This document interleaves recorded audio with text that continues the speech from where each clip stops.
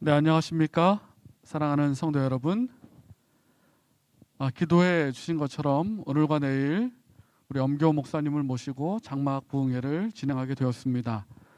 코로나로 인하여 교회에서 모이지 못하고 각 가정에서 인터넷으로 예배드리지만 오늘과 내일 성령님의 풍성한 은혜를 함께 체험하는 귀한 시간 되시기를 간절히 바랍니다. 다 함께 묵상 기도하시고 장막 부흥회 첫 시간을 시작하도록 하겠습니다.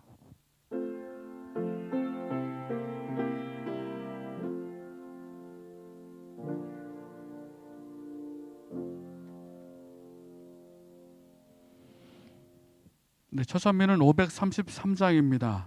오늘과 내일 주제가인데요. 주 나를 죄 가운데 버리지 않고 533장 찬미 함께 부르시겠습니다.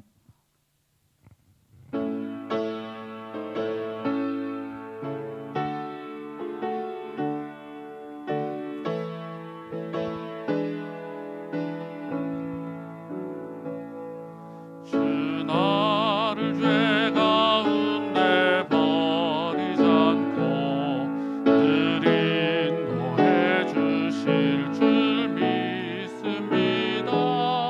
내가 가는 길 주께서 지키시며 늘 동행해 주시리.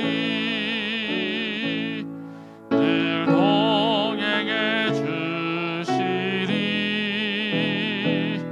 늘 동행해 주시리.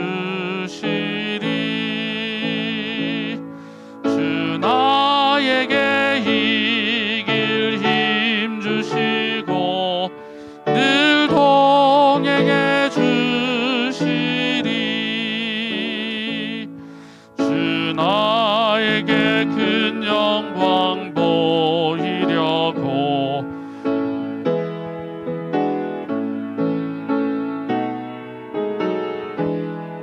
나 주님의 손 굳게 잡으리니 늘 동행해 주시리.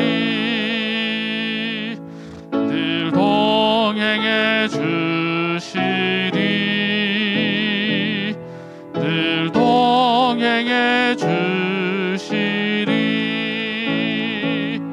주 나에게 이길 힘 주시고 늘 동행해 주시리. 주 나에게 새 영광 보여주며 늘 나에게 평안함 주시겠네. 나 주님의 손 굳게 잡으리니 늘 동행해 주시리. 늘 동행해 주시리. 늘 동행해 주시리. 주 나에게 이길 힘 주시고 늘 동행해 주시리. 사랑의 하나님 아버지, 하나님의 크신 은혜에 감사드립니다. 저희들 코로나로 인하여 어려움이 많지만 예수 그리스도를 통하여 늘 넉넉히 이길 수 있도록 힘주시니 감사합니다. 하나님, 저희들 더욱이 감사 없는 것은 오늘과 내일 우리 엄교 목사님을 모시고 장막 부흥회를 진행할 수 있도록 인도해 주시니 감사합니다. 저희들 비록 주님의 성전에서 모이지 못했지만 각 가정에서 말씀으로 은혜 받고 또 한 마음으로 주님께 영광 돌릴 수 있도록 주님 인도하여 주시옵소서. 우리 강사 목사님에게 함께하여 주심으로 성령님 역사해 주시고 또 듣는 모든 성도들에게 큰 은혜와 축복을 경험하는 귀한 시간 될 수 있도록 주님 인도하여 주시옵소서. 이제 오늘 말씀 가운데 하나님 함께해 주시고 듣는 모든 성도님들의 마음 가운데 빈 마음을 허락하여 주심으로 우리 모든 성도들이 예수 그리스도를 통하여 용기를 얻고 새 힘을 얻을 수 있도록 이 시간 역사하여 주시옵소서. 마칠 때까지 함께해 주시고 은혜 내려 주시옵기를 예수님의 이름으로 간절히 기도드립니다. 네, 감사합니다. 강사 목사님을 소개해드리겠습니다. 강사 목사님은 우리 재림연수원 강사로 계시는 엄기호 목사님이십니다. 우리 교회에서 환영하지 못하지만 각 가정에서 우리 목사님 나오실 때 크게 환영해 주시길 바라고요. 총 제목은 우리가 넉넉히 이기느니라 라는 제목입니다. 오늘과 내일 말씀 주실 때에 큰 은혜 받으시기를 간절히 바랍니다. 감사합니다.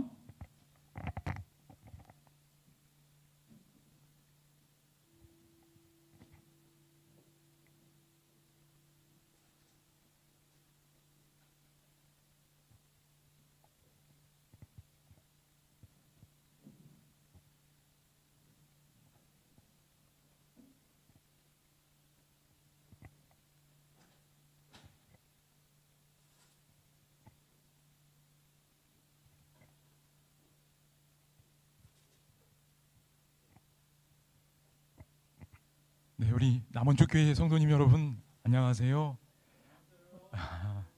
네, 이 안식일에 하나님의 은혜를 사모하는 심령마다 하나님의 은혜가 충만하게 임하기를 간절히 소망합니다. 비록 이렇게 직접 이렇게 얼굴을 뵙고 인사를 드려야 하는데 이렇게 화면으로 인사를 드리게 되었습니다. 또 부족하지만 또 하나님께서 불러주셨기에 하나님께서 이 시간 함께 하셔서 우리 성도님들에게 필요한 말씀을 전해 주시리라 믿습니다.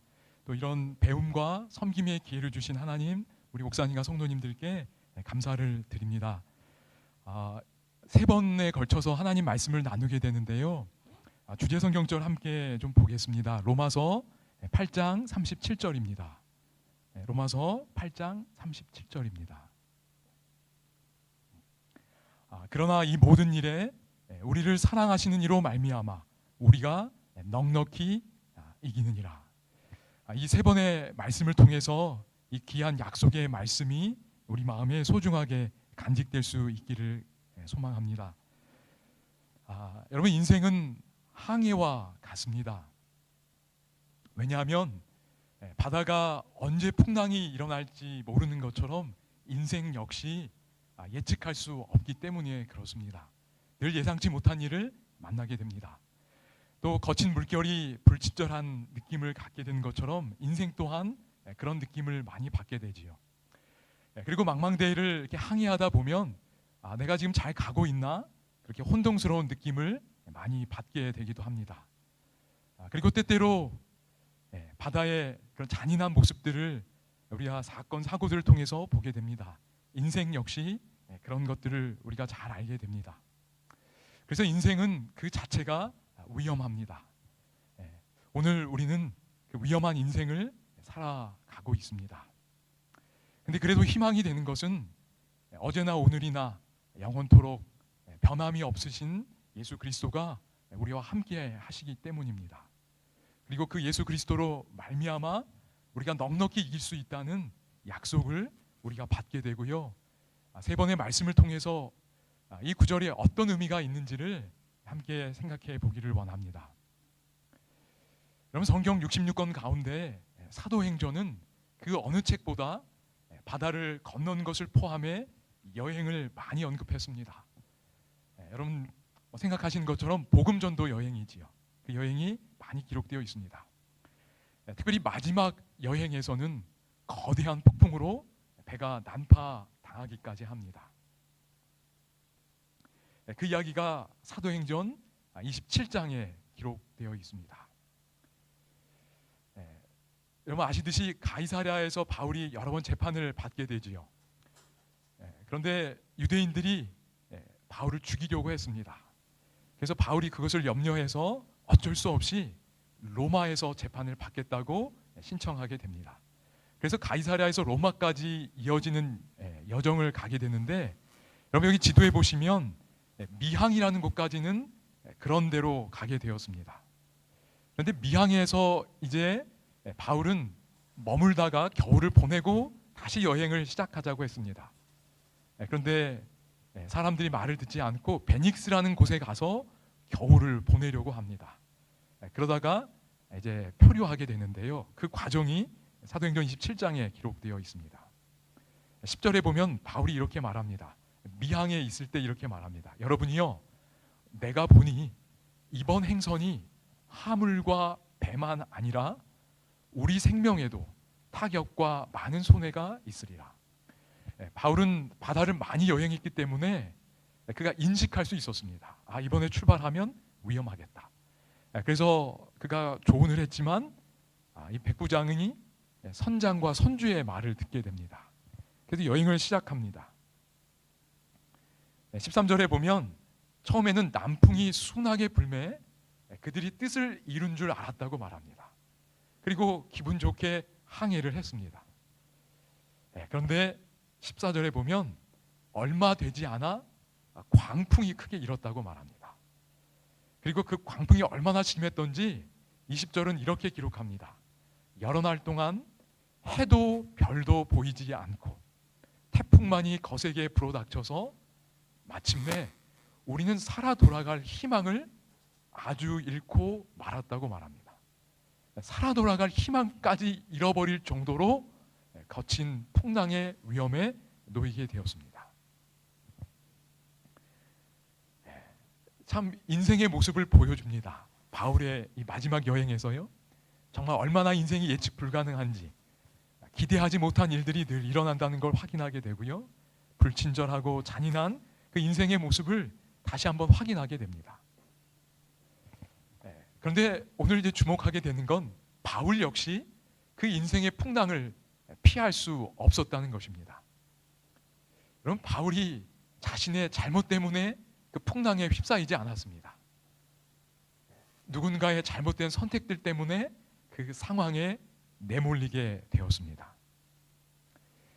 먼저는 복음에 복종하지 않는 유대인들이 자신을 향한 그 끊임없는 증오 때문에 이 상황까지 오게 되었지요. 그리고 행선이 위험하다는 자신의 판단이 수용되지 않았기 때문에 역시 이 상황에 내몰리게 되었습니다.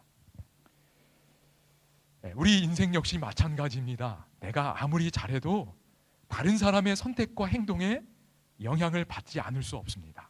그것이 인생입니다. 그래서 우리의 삶 역시 내가 원하지 않는 그런 풍랑의 상황에 놓일 수 있게 됩니다. 이것이 인생 자체의 속성이고 우리는 지금 그것을 경험하고 있습니다. 그런데요, 성도님 여러분, 이 상황에서 바울이 어떤 모습을 보여주었는지 한번 좀 살펴보기를 원합니다.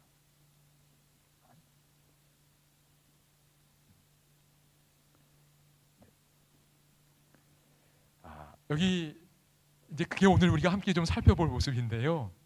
여기 보면 여러 사람이 오래 먹지 못하였음에 바울이 서서 말했다고 말합니다.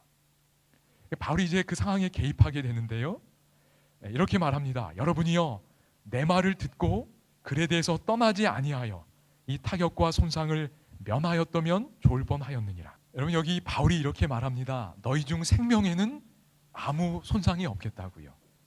근데 바울이 그냥 듣기 좋은 말 하는 것이 아닙니다. 여기 23절에 보면 이렇게 말합니다. 나의 속한 바 곧 나의 섬기는 하나님의 사자가 어젯밤에 내 곁에 서서 말하되, 그러니까 하나님의 음성을 듣고 하나님의 기별을 듣고 그것을 근거로 희망의 메시지를 전하는 겁니다. 우리는 이것을 대언한다고 말하지요. 그저 내 마음속에 있는 걸 이야기하는 것이 아니라 하나님께 듣고 그 들은 것을 대신 전하는 것입니다. 그 대언의 사역을 통해서 바울은 살아갈 희망을 다 잃어버린 사람들에게 희망의 메시지를 전하는 것입니다. 여러분, 마지막 남은 재림교회에 하나님이 약속하신 소중한 게 뭐가 있지요? 예수의 증거는 대언의 영이라. 우리는 오늘 이 바울이 보여주는 모습처럼 희망을 잃어버린 사람들에게 대언의 영을 통하여 하나님의 기별을 듣고 그 기별을 통해서 사람들에게 희망을 심어줄 수 있어야 합니다. 그것이 일반 사람들이 혹은 여러 학자들이 전하는 말과 우리가 전하는 말의 근본적인 차이입니다. 하나님이 주는 말을 듣고 우리는 희망을 전하는 사람들이 되어야 합니다. 그 약속을 하나님이 우리에게 주셨고, 바울이 지금 그 거친 풍랑의 위험 속에서 우리들에게 그 모습을 보여주고 있는 것입니다. 그럼 바울이 어떤 메시지를 전해줬을까요? 24절에 보면 이렇게 말합니다. 하나님이 전해준 기별입니다. 바울아, 두려워 말라. 어떤 분이 그랬습니다. 성경에 기록된 가장 많은 약속은 바로 이것이라고 합니다. 두려워 말라. 이런저런 많은 이유로 하나님의 백성들이 두려움에 놓일 때가 많이 있습니다. 그때 하나님께서 이렇게 말씀하십니다. 두려워 말라. 그래서 성경에 기록된 가장 많은 명령, 약속이 이것이라는 겁니다. 바울도 그 위험 속에서 이 명령을 하나님으로부터 들은 것입니다. 바울아, 두려워 말라. 그리고 계속 이 음성을 듣게 됩니다. 내가 가이사 앞에 서야 하겠고. 바울아, 너의 사명이 아직 여기서 끝나면 안 된다는 겁니다. 로마에 가서 여전히 복음 전도의 사명을 계속 해야 하니 두려워 말라는 것입니다. 그리고 또 하나의 놀라운 음성을 듣게 됩니다. 또 하나님께서 너와 함께 행선하는 자를 다 내게 주셨다는 음성을 듣게 됩니다. 그럼 무슨 뜻이지요? 내게 주셨다. 행선하는 자들을 내게 주셨다. 그럼 재림교회 성경주석에 보면 기도에 대한 응답으로 그에게 허락되었다는 의미라고 설명합니다. 사도행전 27장 37절에 보면 이때 바울과 함께 행선하던 사람들의 숫자가 나옵니다. 276명이에요. 그럼 바울이 그 거친 위험 속에서 이들의 생명을 구해달라고 하나님께 기도하는 것입니다. 하나님, 이들의 생명을 건져주십시오. 그리고 그 기도의 응답으로 하나님이 내게 주셨다라고 허락해 주는 것입니다. 참 두려움 속에 다 떨고 있는 상황인데 다른 사람의 생명을 구원하기 위하여 기도하는 한 사람이 그 배에 타고 있었습니다. 하나님과 소통할 수 있는 사람, 그리고 하나님이 전해주는 음성을 들을 수 있는 사람, 그 한 사람이 그 배에 타고 있었고 그 기도의 응답으로 거기에 있던 사람들이 다 생명을 얻게 되었습니다. 그리고 바울은 그 음성을 하나님께 전해 듣고 배 위에 서서 두려움에 떨고 있는, 희망을 완전히 잃어버린 사람들에게 그 기별을 대언하고 있는 것입니다. 그럼 이것이 거친 인생의 풍랑 속에서 하나님의 종들이 어떤 모습을 보여야 하는지에 대한 모습이라고 생각이 됩니다. 참 마음에 얼마나 큰 감동이 되는지 모르겠습니다.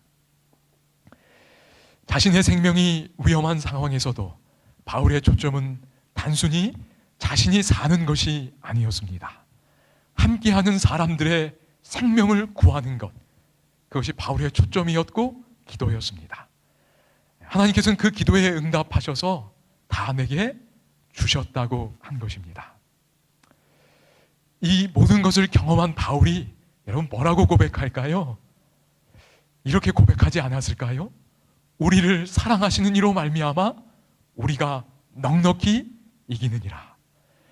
여러분 바울의 마음을 한번 좀 우리가 느껴보면서 여러분 함께 들을 수는 없지만 함께 좀 고백해 보면 좋겠습니다. 그러나 같이 한번 읽어보겠습니다. 고백하면 좋겠습니다. 그러나 시작.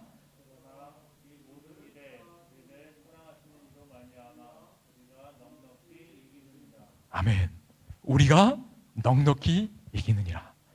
여러분 바울이 보여준 이 모습이 이기는 의미가 무엇인지를 보여주었습니다.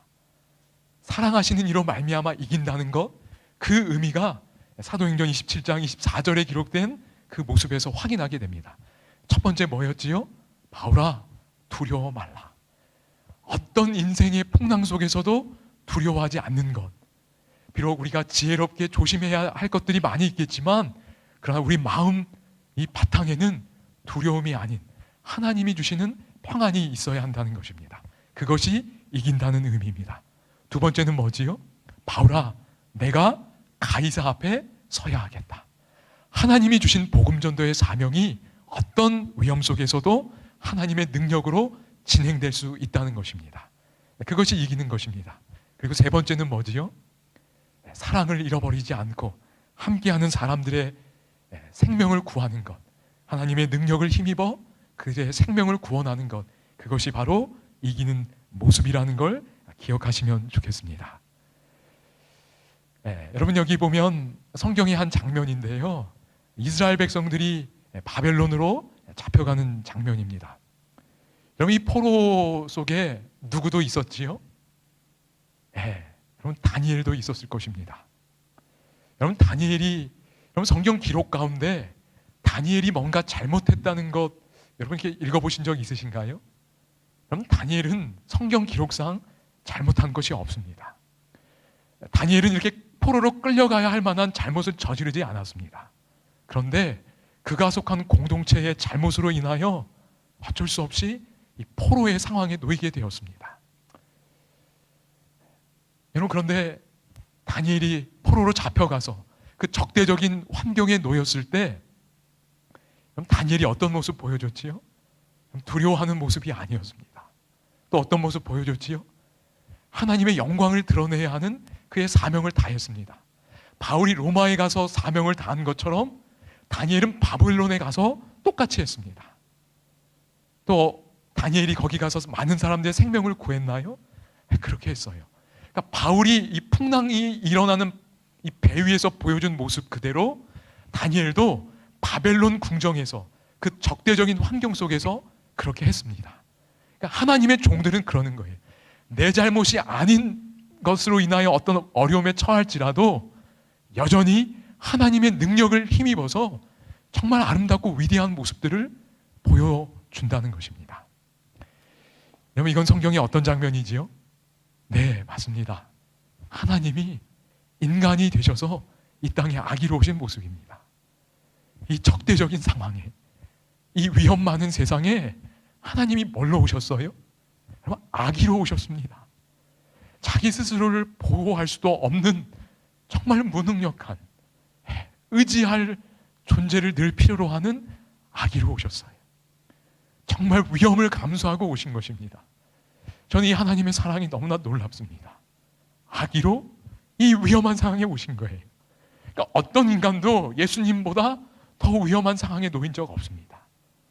사탄의 그 대적 앞에 예수님이 놓여졌어요. 여기 보이는 분은 이 톰 라이트라는 한 유명한 신학자입니다. 책을 참 많이 쓰셨는데요, 제가 이번에 책을 많이 보진 않았지만 요즘 이렇게 한두 권씩 좀 이렇게 보는데 참 좋은 내용들이 많이 있습니다. 근데 사도행전 2권 333페이지에 보면 성육신의 위험에 대해 이렇게 표현하는 걸 보게 됩니다. 물론 그것은 성육신이 안고 있었던 위험과 같은 것이었다. 예수님이 10대 시절에 인플루엔자로 돌아가셨다면 어떻게 되었겠는가? 그러니까 예수님도 인플루엔자의 위험에 노출되었다는 겁니다. 낙타에 차였는데 결국 회복하지 못하셨다면 어떻게 되었겠는가? 터무니없는 소리라고? 그렇지 않다. 하나님은 모든 일에 그런 위험을 감수하신다. 창조도 그렇지요. 인간을 자유로운 존재로 만드는 것도 사실 하나님이 위험을 감수하신 것입니다. 그리고 여기 기록합니다. 자신이 인간이 됨으로써 그 세계를 구출하기로 결정하신 것은 모두 다 위험을 감수한 일이었다. 여러분, 시대의 소망도 이렇게 기록합니다.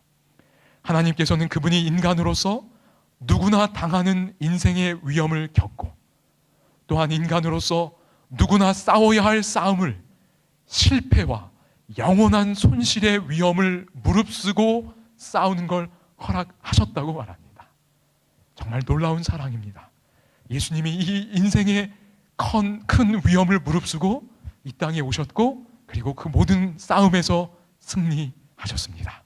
그리고 우리의 인생의 위험을 아시는 그 동정어린 마음을 갖고 오늘 우리 곁에 함께 하시며 바울이 이기게 하셨던 것처럼, 다니엘이 이기게 하셨던 것처럼 오늘 우리도 이기도록 도우시기 위하여 우리 곁에 함께 하심을 여러분 믿으시기를 간절히 소망합니다. 그 확신이 있다면 우리가 넉넉히 이긴다고 고백할 수 있습니다. 내 능력을 의지해서가 아니고요. 누구 때문에요? 예수님 때문에. 능력 많으신, 그리고 우리와 동일한 위험을 겪으신 그 예수 그리스도로 인하여 우리가 이길 수 있다고 감히 믿음의 고백을 할 수 있는 것입니다. 이 세 번의 집회를 통해서 정말 이 고백을 우리가 믿음으로 할 수 있게 되기를 간절히 소망합니다. 이 소망을 갖고요, 세 번 이렇게 좀 살펴보려고 합니다. 이제 오늘 남은 시간에 첫 번째, 날마다 넉넉히 이기느니라. 두 번째는 마지막에, 우리가 이 최후의 대전쟁에서 그 마지막에 넉넉히 이기느니라. 그리고 세 번째는 넉넉히 이기게 하시는 예수님 바라보기라는 제목으로 또 말씀을 드리려고 합니다. 특별히 세 번째 시간에는 우리가 어떻게 하면 성경에서 예수님을 좀 더 잘 바라볼 수 있는지 좀 나누려고 합니다. 여러분이 이미 성경에서 예수님을 잘 보고 계시겠지만 좀 더 도움을 좀 드릴 수 있으면 좋겠다는 소망으로 몇 가지 구체적인 방법을 좀 나누려고 생각하고 있습니다. 이제 오늘 이 시간 첫 번째, 날마다 넉넉히 이기느니라, 함께 좀 말씀을 나누기를 원합니다. 여러분, 날마다 이기기 원하시나요? 저도 정말 원합니다. 가정생활이든 우리 직장생활이든 내 개인의 생활에서든 날마다 이기기를 원합니다. 지는 거 싫습니다. 죄에게 지는 거 싫고 사단에게 지는 거 싫습니다. 아마 여러분도 다 같은 그런 마음이라 생각이 됩니다. 여러분, 어떻게 하면 날마다 넉넉히 이길 수 있을까요? 사실 답은 간단합니다. 로마서 8장 37절은 이렇게 말하지요. 그러나 이 모든 일에 우리를 사랑하시는 이로 말미암아 우리가 넉넉히 이긴다고 말합니다. 그러니까 나 때문이 아니고 누구 때문에요? 우리를 사랑하시는 예수 그리스도 때문에, 하나님 때문에 우리가 이길 수 있다고 말합니다. 근데 하나 질문을 좀 드리겠습니다. 그럼 우리를 사랑하시는 그분 때문에 우리가 넉넉히 이긴다고 하는데요, 여러분, 하나님 사랑 확신하시나요? 하나님 사랑 경험하시나요? 그러니까 여러분이 이 질문에 대답하실 수 있으면 넉넉히 이기실 수 있습니다. 하나님이 그래, 나를 사랑하시지. 그래, 내가 날마다 하나님 사랑 경험하고 있지. 그러면 이길 수 있어요. 그러니까 로마서 8장 30절은 그걸 우리에게 말합니다. 근데 여기에 문제가 생기면 이제 우리가 고민하게 되는 겁니다. 여러분, 요한일서 4장 8절 뭐라고 말하지요? 하나님은 사랑이십니다. 그러니까 성경은 분명히 하나님은 사랑이라고 이야기하십니다. 그리고 사도행전 210페이지에 보면 십자가를 통하여 우리는 하늘 아버지께서 무한한 사랑을 가지고 우리를 사랑하신다는 사실을 배운다고 말합니다. 그러니까 십자가가 사랑이에요. 그리고 그거를 우리의 신앙생활 동안에, 그것이 10년, 20년 계속되는 신앙생활 속에서 결국 이거 배운 겁니다. 그래, 십자가, 하나님이 나를 사랑하시지, 나를 구원하셨지, 나 대신 당신의 생명을 버리셨지, 이거 배워온 거네요. 근데 정말 내가 하나님이 나를 사랑하신다는 확신 가운데 살고 있는가? 이걸 생각해 봐야 합니다. 여러분, 인생은 정말 위험한 속성이 있어요. 날마다 거친 풍랑에서 사는 겁니다. 오늘 우리가 이걸 정말 실감하고 있어요. 그럼 집 밖에도 나가기가 참 두려운 세상입니다. 근데 본래 인생의 속성이 자체가 그래요. 언제 어떤 풍랑이 내게 닥칠지 모릅니다. 그런데 여러분, 이 위험한 항해에 나가시는데 그럼 하나님 사랑 확신하며 나가시나요?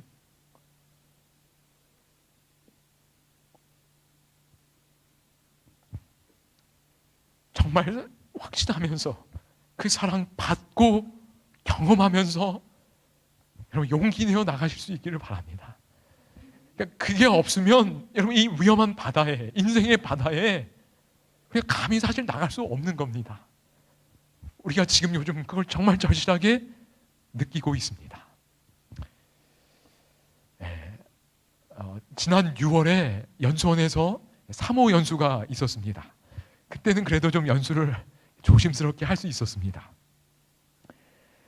이렇게 사모님들이 자녀를 이렇게 데리고 오시는 분들이 계셔서 이렇게 자녀를 이렇게 돌봐주는 프로그램이 좀 진행이 됐습니다. 뭐 많지는 않았는데요. 근데 그때 제 아내도 여기 좀 참여하게 되었습니다. 그래서 여기 화면에 보이는 이 두 남자아이가 제 아이들인데요. 10살, 7살입니다. 근데 그날 하루는 이제 그 프로그램 중에 하나가 이제 부모님에게 이 편지를 쓰는 게 있었나 봅니다. 그래서 이날 아이가 이제 화면에 이렇게 바라보고 있는 아이가 둘째 아이 7살인데 편지를 써왔어요. 아빠한테 편지를 써왔습니다. 풀까지 다 붙였어요. 그리고는 그날인지 아니면 아마 하루 이틀 지나서인지 저에게 아빠 하면서 편지를 건네줬습니다. 그래서 제가 이제 편지를 열어봤어요. 그 앞에서 이제 열어봤더니 이런 편지가 들어있었습니다.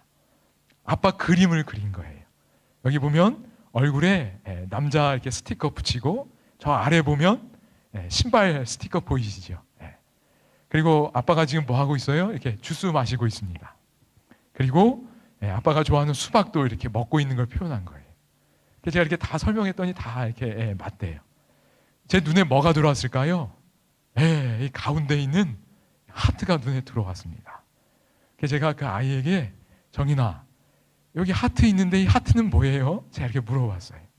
그때 씩 웃으면서 이거 쓸 때는 알았는데 지금 까먹었대요. 그래서 설명을 안 해줘요. 말을 안 해줘서 제가 웃으면서 아빠가 정인이 사랑하는 거예요? 제가 물어봤습니다. 그래서 씩 웃으면서 맞대요. 고개 끄덕끄덕 합니다. 그럼 제 마음이 행복했을까요? 제가 행복했습니다.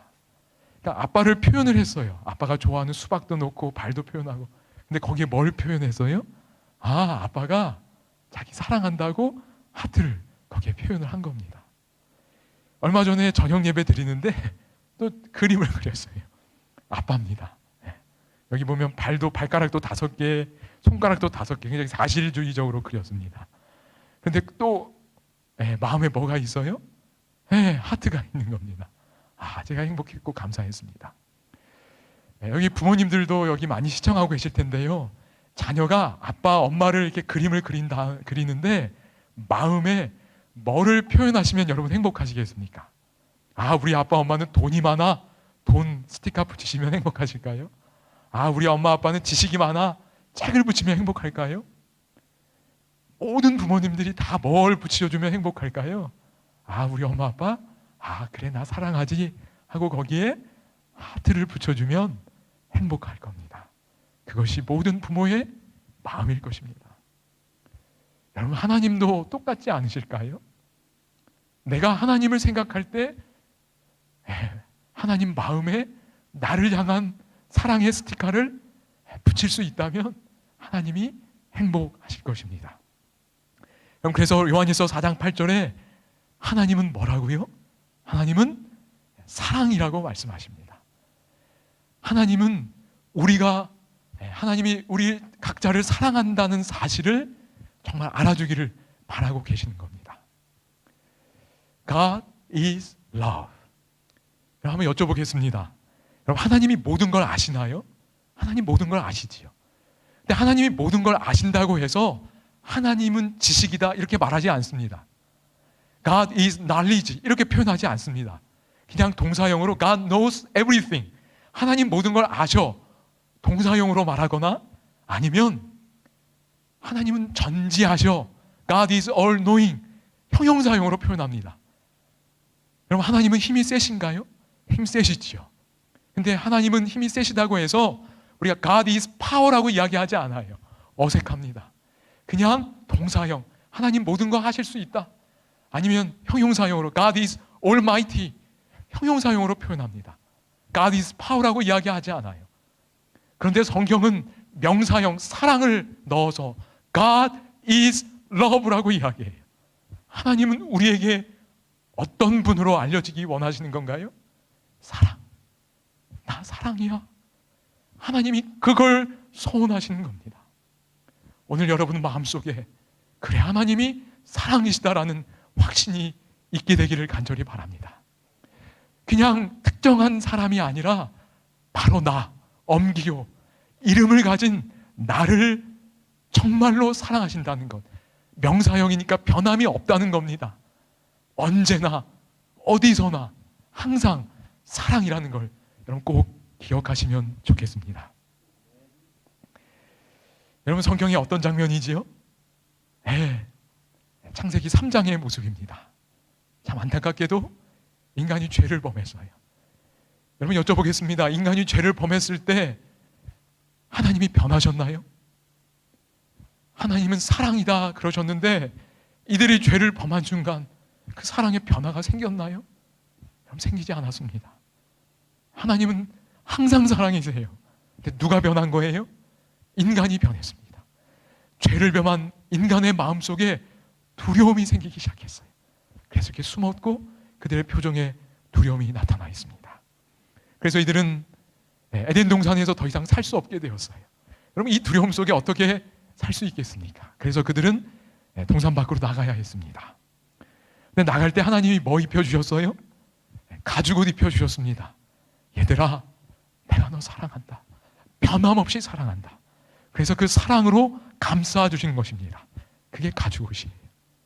그래서 이들은 에덴 동산 밖에 나갈 수밖에 없었지만 항상 그 하나님의 사랑의 이 감싸임을 받으면서 살 수 있었습니다. 그리고 이 사랑의 옷 이야기는 신약에서도 계속돼요. 성경의 어느 장면이지요? 누가복음 15장에 기록된 탕자의 비유 이야기입니다. 여러분 아버지의 사랑이 변했나요? 안 변했나요? 안 변했어요. 기다리는 사랑을 보여주었을 뿐입니다. 여러분 믿으시기 바랍니다. 하나님의 사랑 결코 변하지 않습니다. 기다리고 돌아오기를 바라는 그 아버지의 마음이라는 걸 여러분 꼭 기억하시면 좋겠습니다. 여러분 이분은 맥길 대학교, 캐나다의 명문 대학 중에 하나가 맥길 대학교가 있다고 하는데 그 맥길 대학교의 신경과학자 마이클 미니 교수입니다. 이분이 어떤 우연한 관찰을 계기로 애착에 대해 실험을 하게 되었습니다.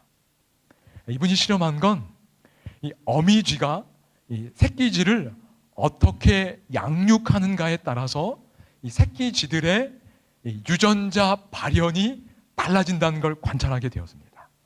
근데 잠깐 달라지는 게 아니라 평생에 걸쳐서 달라지고 그래서 새끼쥐들이 완전히 똑같은 유전자를 받았음에도 불구하고 완전히 다른 쥐가 된다는 걸 관찰하게 되었습니다. 그래서 이분이 2009년, 10년 이 무렵에 이 실험 결과를 발표했는데 이분의 실험을 설명하는 한 다른 과학자의 영상을 잠깐 한 3, 4분 잠깐 좀 보도록 하겠습니다.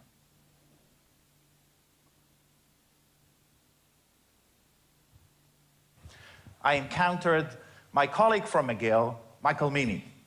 And we were drinking a few beers, and like scientists do, he told me about his work. And he told me that he is interested in how mother rats lick their pups after they were born. And I was sitting there and saying, this is where my tax dollars are wasted, on this kind of soft science. And he started telling me that when the rats, like humans, lick their pups in very different ways. Some mothers do a lot of that. Some mothers do very little, and most are in between. But what's interesting about it is that when he follows these pups when they become adults, like years in human life, long after their mother died, they are completely different animals. The animals that were licked and groomed heavily, the high licking and grooming, are not stressed. They have different sexual behavior. They have different way of living than those that were not treated as intensively by her mother.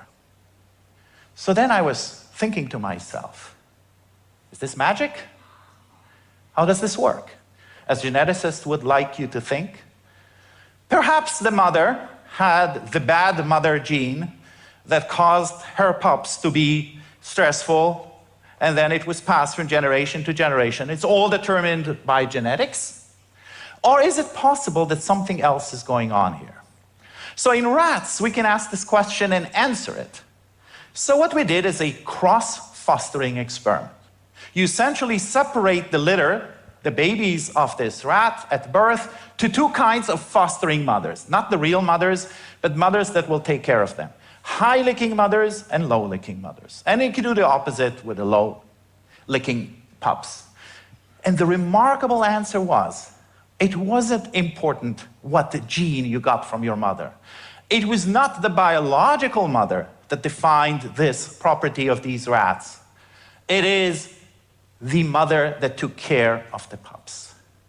So how can this work?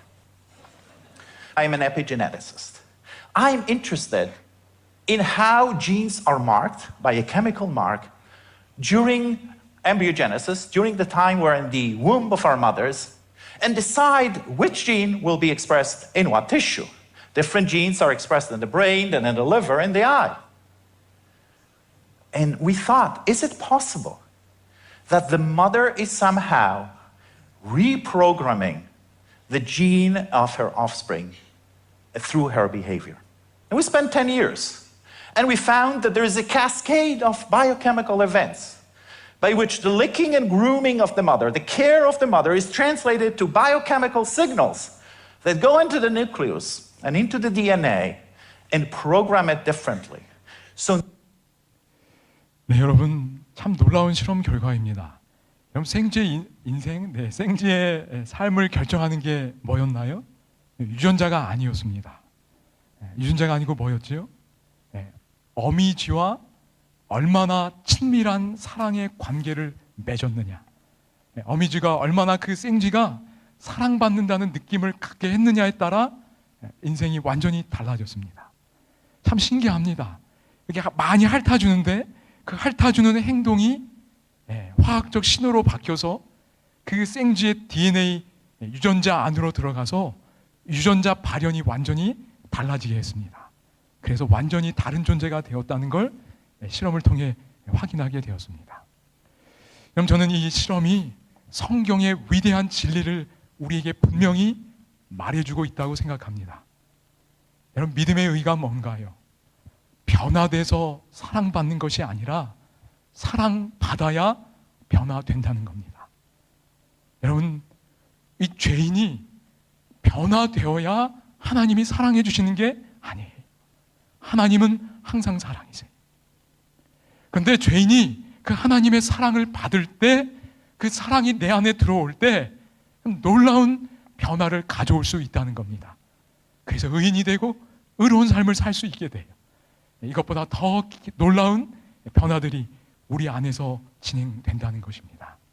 여러분, 이 실험이 말해주는 이 성경의 위대한 진리를 여러분 믿으시고 다시 한번 확신하시게 되기를 바랍니다.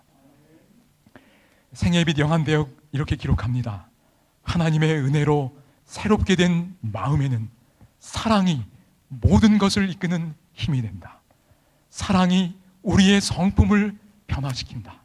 사랑이 우리의 감정을 지배한다.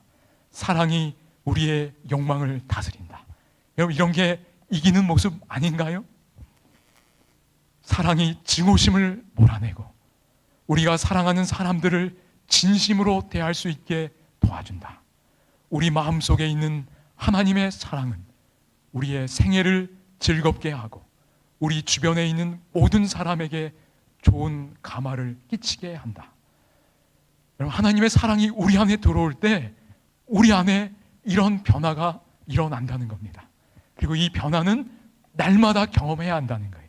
그러니까 하나님의 사랑을 날마다 받으면 우리 안에 이런 변화가 날마다 일어나고, 그래서 날마다 그 사랑으로, 우리 안에 넣어주신 그 사랑으로 승리할 수 있다는 단순한 성경의 진리를 확인하게 되는 것입니다.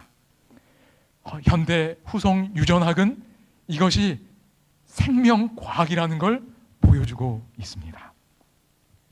내가 여전히 죄된 삶 속에 있을지라도 하나님이 나를 변함없이 사랑하시며 용서하시며 받아주신다는 사실을 여러분 믿으시기 바랍니다. 죄인이 어떻게 죄를 이길 수 있는가? 죄인이 죄를 어떻게 이깁니까? 우리 안에 들어와 있는데요. 자연적으로는 불가능합니다. 그러나 하나님의 사랑을 받을 때, 그 사랑이 내 안에 들어올 때, 그 사랑은 치유와 변화를 이루어내는 능력으로 작용하게 됩니다. 어떻게 하면 날마다 넉넉히 이길 수 있는가? 단순합니다.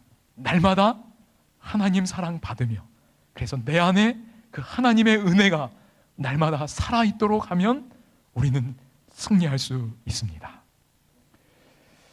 여러분, 이건 성경의 어떤 장면인가요? 저 뒤에 보이는 이 갑옷 입은 사람은 나만 장군입니다. 그리고 여기 앞에 있는 소녀가 포로로 잡혀간 소녀지요. 그럼 나만 장군은 하나님의 은혜를 많이 필요로 하게 되었어요. 문둥병에 걸렸기 때문입니다. 그때 하나님의 은혜가 이 소녀를 통해 주어지게 됩니다. 그래서 은혜의 소식이 주어지지요. 어떤 은혜의 소식이지요? 저기 이스라엘 저 땅에 가면 엘리사 선지자가 있는데, 그 선지자 앞에 가면 문둥병도 나을 수 있을 텐데. 은혜의 소식이 주어졌습니다. 그 소식에 반응하여 이끌려서 이스라엘까지 가게 됩니다. 다 자존심 다 내려놓고 갔습니다. 선물 보따리 많이 가지고 갔지요. 그런데 어떻게 됐지요? 자기가 기대했던 곳과 다른 대접을 받자 자존심이 상해서 돌아가려고 했습니다. 그러나 다행히 그 뒤에 이야기가 어떻게 진행되었는지 우리가 압니다. 그래서 자기의 자존심을 내려놓고 별로 깨끗해 보이지 않는 요단강에 가서 7번 몸을 담급니다. 은혜의 소식에 믿음으로 반응하고 순종한 것이지요. 선지자 왕은 이렇게 기록합니다. 그가 병고침을 받을 수 있는 길은 오직 선지자의 특별한 지시를 따른 것뿐이었다. 자원하는 순종만이 바라는 결과를 얻을 수 있었다. 나만의 믿음은 시험을 당했고 그의 교만심은 그를 지배하려고 몸부림쳤다 그랬어요. 그러니까 하나님의 은혜가 내 안에 들어와 나를 변화시켜야 하는데, 때때로 어떻다고요? 내 자존심이, 내 교만이 그걸 거절하는 거예요. 그러니까 하나님의 은혜가 들어오지 못하도록 막는 겁니다. 다행히 나만은 교만심을 버리고 하나님의 은혜가 그의 안으로 들어오도록 허락한 것입니다. 그래서 구원을, 치유와 변화를 경험할 수 있었습니다. 여러분, 이 그림의 주인공은 누구일까요? 저 뒤에 십자가가 보이고 여기 주머니를 들고 있는 걸 보니 유다입니다. 여러분, 질문 드리겠습니다. 여러분, 유다, 예수님이 유다를 포기하셨나요? 야, 너 도저히 안 되겠다, 예수님이 포기하셨나요? 아니요. 여러분, 하나님은 항상 사랑이세요. 유다에 대해서도 예수님은 사랑이 아니신 적이 없었습니다. 항상 사랑하셨고 끝까지 사랑하셨어요. 여러분, 그런데 왜 유다가 멸망당했나요? 뭐 한 거예요? 하나님의 은혜가, 예수님의 사랑이 그의 안에 들어오는 걸 거절했습니다. 거절하고 끝까지 거절하고 자기 고집대로 자기 길을 갔습니다. 그래서 멸망한 거예요. 속이는 저울이라는 책에 보면 이렇게 말합니다. 예수님은 우리의 죄 때문에 우리를 결코 버리지 않으십니다. 그러나 우리가 우리 죄 때문에 예수님을 버릴 수 있다는 거예요. 그래서 죄가 무서운 거예요. 죄 때문에 하나님이 우리 버리지 않으십니다. 그러나 내 안에 있는 죄가 하나님을 버리게 할 수 있다는 거예요. 죄가 하나님을 우리로부터 밀어내기 때문에 치명적인 것이 아니라 죄가 우리를 하나님으로부터 밀어내기 때문에 치명적입니다. 여러분, 여기 보면 이 조각이 쓰러지려고 할 때 한 손이 들어와서 막습니다. 이런 이미지가 있는데요. 제가 구글에서 이 이미지를 가져올 때 어떤 단어를 넣었냐면 영어로 인터벤션이라는 단어를 넣었습니다. 개입입니다. 쓰러지려고 할 때 손이 딱 들어와서 막았습니다. 이런 게 개입이에요. 얼마 전에 책을 보다 보니까 한 영어 책에서 다니엘의 세 친구들이 풀무불에서 구원받을 때 이 장면을 표현할 때 divine intervention, 거룩한 개입이 일어났다고 표현했습니다. 개입이에요. 그냥 놔두면 어떻게 되지요? 불에 타 죽습니다. 그런데 하나님이 개입하셨어요. 하나님이 들어오셨습니다. 개입하시니까 불도 이들의 생명을 해하지 못한 거예요. 이게 인터벤션입니다. 아플 때 뭐 하지요? 약 먹지요. 그게 개입입니다. 약이 내 몸 안에 들어와서 치료를 돕는 거예요. 그런 게 인터벤션, 개입입니다. 그럼 구원은 개입이 이루어져야 합니다. 여러분, 나만은 왜 구원받았지요?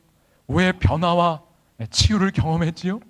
하나님의 은혜가 그의 삶 속에 개입되었어요. 근데 유다는 왜 멸망했지요? 하나님의 은혜가 개입해야 하는데 유다가 거절하는 겁니다. 끝까지 거절하는 거예요. 그럼 여기에서 인생이 갈립니다. 하나님의 은혜가, 하나님의 사랑이 내 인생에, 내 생각 속에 개입되도록 허락할 것인가? 아니면 거절하고 내 생각대로, 내 행동하던 대로 살아갈 것인가? 여기에서 운명이 갈리게 됩니다. 하나님의 은혜를 사모하시는 줄로 믿습니다. 하나님의 은혜가 날마다 내 생활 속에 개입되도록 겸손한 마음으로 하나님께 은혜를 요청하시기 바랍니다. 하나님, 내 생각 속에 개입해 주세요. 그럼 제가 지금 설교를 하고 있는데요, 참 두렵고 떨립니다. 그런데 하나님의 은혜가 개입해 달라고 저는 계속 기도하면서 설교합니다. 그럼 설교 들으실 때 하나님의 은혜가 개입하기를 바라면서 설교 들으셔야 합니다. 그럼 우리 죄인들은 하나님의 말씀 듣는 일에도 하나님의 은혜가 필요합니다. 맞나요? 필요해요. 일상의 생활 속에 아무리 익숙할지라도 하나님의 은혜를 구하며 사는 삶이 구원받은 자의 삶임을 믿습니다. 우리는 늘 하나님의 은혜의 개입을 필요로 하는 존재입니다. 아이들을 양육할 때나 학교에서 공부할 때나 어떤 익숙한 일을 할지라도 하나님의 은혜를 필요로 하는 그 겸손한 마음을 하나님이 이 시간 우리에게 허락해 주시기를 간절히 소망합니다. 죄인이 어떻게 죄를 이기고 의로운 삶, 승리하는 삶을 살 수 있는가? 자연적으로는 불가능합니다. 그러나 하나님의 사랑을 받을 때, 다시 말해 하나님의 은혜가 개입될 때 가능하게 된다는 겁니다. 그 은혜가 우리 안에 들어와 치유와 변화를 이루어내기 때문입니다. 어떻게 하면 날마다 넉넉히 이길 수 있나요? 이제는 여기에 답을 얻으셨기를 간절히 바랍니다. 여러분, 십자가로 나아가시기 바랍니다. 죄인이 하나님의 사랑을 받는 장소는 십자가입니다. 하나님, 제가 참 죄인입니다. 죄의 습성이 여전히 제 안에 있습니다. 그러나 하나님이 저를 사랑하심을 믿습니다. 창조주 하나님께서 저의 죄의 문제를 제가 책임지도록 하지 않으시고 저 대신 저 십자가에서 책임지셨음을 제가 믿습니다. 하나님의 용서 받아들입니다. 그렇게 기도하시면 좋겠습니다. 그리고 하나님이 이루어놓으신 그 완전한 순종, 그 아름다운 의의 옷을 십자가에 나간 때 우리에게 옷 입혀주심을 여러분 믿으시기 바라고, 우리를 더러운 존재다, 야, 너 이렇게 하지 아니하시고 정말 사랑스러운 존재로 아름다운 존재라고 선언하시고 그렇게 여겨주심을 여러분 믿으시기를 바랍니다. 그렇게 그 사랑을 날마다 경험할 때 여러분 우리 안에 은혜가 들어와서 놀라운 변화를 이루어낼 수 있다는 것입니다. 그것이 우리의 모두의 경험이 되기를 바라고, 그래서 그 십자가의 은혜와 사랑이 여러분 모두의 날마다의 하나님 만나는 장소가 되기를 소망하면서 이 시간 여러분들에게 찬미가 477장 갈바리 언덕에서를 좀 들려드리도록 하겠습니다. 여러분 노래가 나갈 텐데요, 정말 하나님의 은혜가, 그 십자가의 은혜와 사랑이 내 마음에 주어지고 개입되기를 소망하면서 들으시면 좋겠습니다. 이 찬미 듣고 기도하도록 하겠습니다.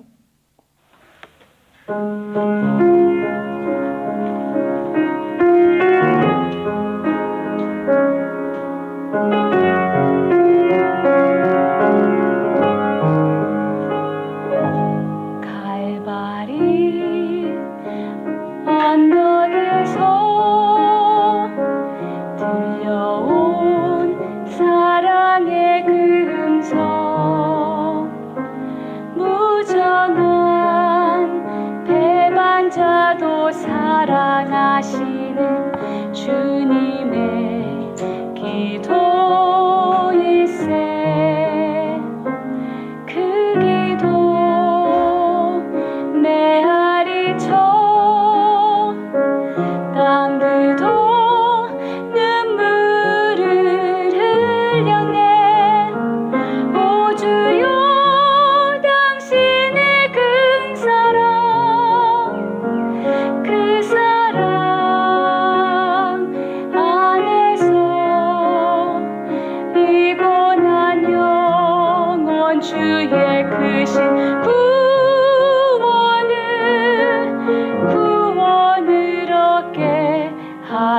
하소서. 가련한 여인에게 들려온 사랑의 금성. 죄인을 용서하고 사랑하시는 주님의 손길일세. 그 손길 감당 못해 땅들도 침묵을 지켜내.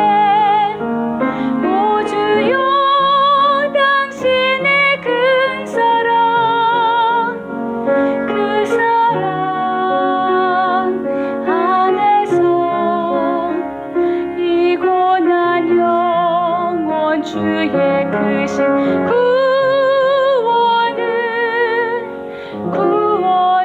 얻게 하소서.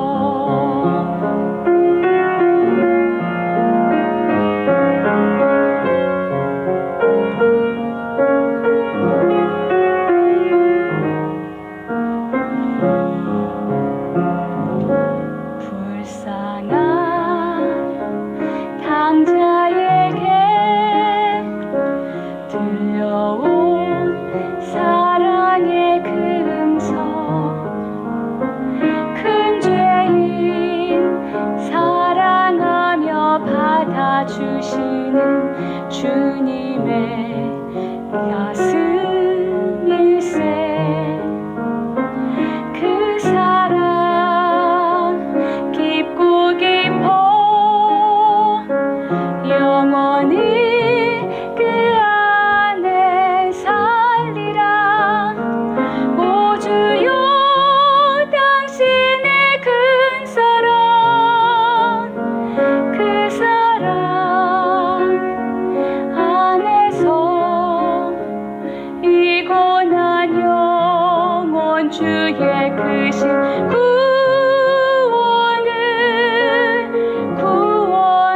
얻게 하소서.